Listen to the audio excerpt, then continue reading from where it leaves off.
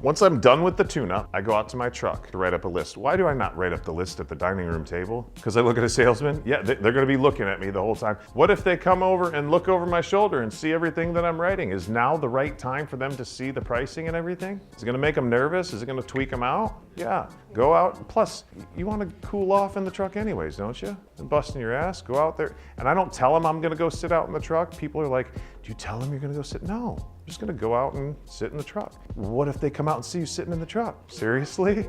Roll the window down. Hey, I'm putting together my findings for you. I'll be in a second, just cooling off a little bit at the same time, all right?